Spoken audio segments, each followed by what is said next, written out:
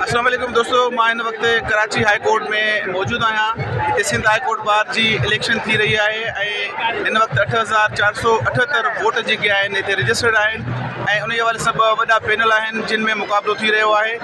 हिकिड़ो हसीब जमाली साहब जो पैनल आहे, ॿियो आहे सरफराज़ मितली साहब जो पैनल। त हीअ तव्हां ॾिसो था हाई कोर्ट बार जी इलेक्शन थी रही आहे Sindh high court bar Karachi में। इन वक्त आउं मौजूदु आहियां ऐं हिन वक्त वॾी तइदाद में वकील वोटर आयल आहिनि हिते हाई कोर्ट में वोट ॾियण लाइ पंहिंजे उम्मीदवारनि खे। इन हवाले सां असां हिते कुझु सीनियर वकीलनि सां ॻाल्हि ॿोल कंदासीं त अॼु जो इलेक्शन जो माहौल जेको आहे उनखे हू कीअं था ॾिसनि।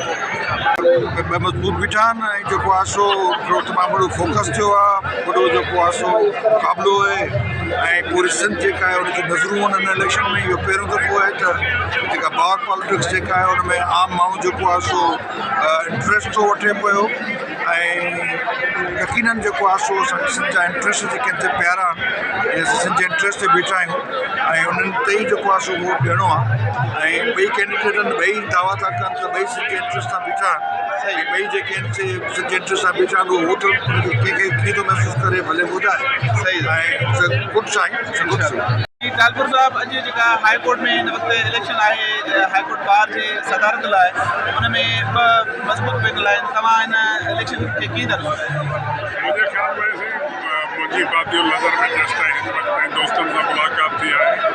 उहे 27 तरमीम खे रिजेक्ट करे चुका आहिनि ऐं उनजे अगेंस्ट जेको आहे मोस्टली माण्हुनि जो वोटिंग जेको ट्रेंड आहे उहो 27 तरमीम जे ख़िलाफ़ आहे। इहे ॾिसजे हाणे वधीक वोट जॾहिं खुलनि त ख़बर पए। घणो करे मूं इहो ॾिठो आहे त माण्हू जेके 27 तरमीम जे ख़िलाफ़। एडवोकेट अख्तियार बेगम, मां ख़ुदि लाड़काना डिस्ट्रिक्ट बार में जनरल सेक्रेटरी लाइ कंटेस्ट करे रही आहियां। जीअं त असांजो हाई कोर्ट जो वोट कराची आहे, हिन वक़्तु असां हिते तमामु घणी गहमा गहमी आहे। असां सभु अची चुका आहियूं, वोट बि कास्ट थी चुको आहे। हिन वक़्तु जेका पोज़ीशन आहे असांजे जेके बि कंटेस्ट कनि था कैंडिडेट, उन्हनि मां जंहिं सिंध जो केस सुठे तरीक़े सां लड़ियो आहे उहे ई इंशाअल्लाह ताला कामयाबु थींदा इंशाअल्लाह। Thank U. असां सां गॾु सलमा भुट्टो बि मौजूदु आहे। सलमा खां पुछंदासीं त सलमा, तव्हां हाई कोर्ट बार कराची जे इलेक्शन खे कीअं था ॾिसो ऐं कंहिंखे सपोर्ट था कयो? फर्स्ट ऑफ ऑल त सिंध जो वोट आहे, सिंध खे ज़हन में रखी करे वोट कंदा। सभिनी खे अर्ज़ु आहे, ॾिसो धरतीअ जी सींद खे मेरो न कयो, महिरबानी कयो। हे 10,000 20,000 50,000 कुझु बि वाट एवर हिते रहिजी वेंदो। तारीख़ उन्हनि जी लिखी वेंदी जेके विढ़ंदा आहिनि जुतियूं खणण वारनि जी ऐं जुतियूं चटण वारनि जी न लिखी वेंदी आहे। महिरबानी करे उन्हनि सां बीहो जेके सिंध सां बीहनि। ऐं मां पहिरियां बि चयो आहे त मौत महबूबा इंशाअल्लाह मुलाक़ात ज़रूरु थींदी।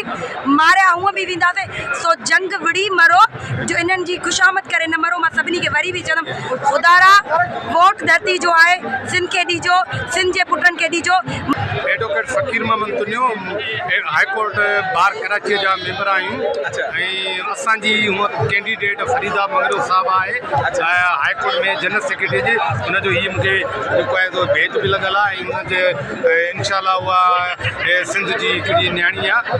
फरीदा मंगरो खे गुज़ारिश कयूं था त हुनखे वोट ॾियो त हिकिड़ी नई नवाण अचे त हिकिड़ी औरत कैंडिडेट हाई कोर्ट बार में सो बि सिंधियाणी हाई कोर्ट ते जनरल सेक्रेटरी जी अचे ऐं उहा बिल्कुलु बावकार आहे, बा इख़लाक़ आहे ऐं जेको आहे त उहा सोशल अॻवान बि आहे। ऐं हुनजो मलीर बार में जीअं हुन लेबरेट जी ज़रूरत हुई त बहितरीनु सिंध में अहिड़ी का बि लेबरेट न आहे जेका मलीर बार में हुन लेबरेट ॾिनी।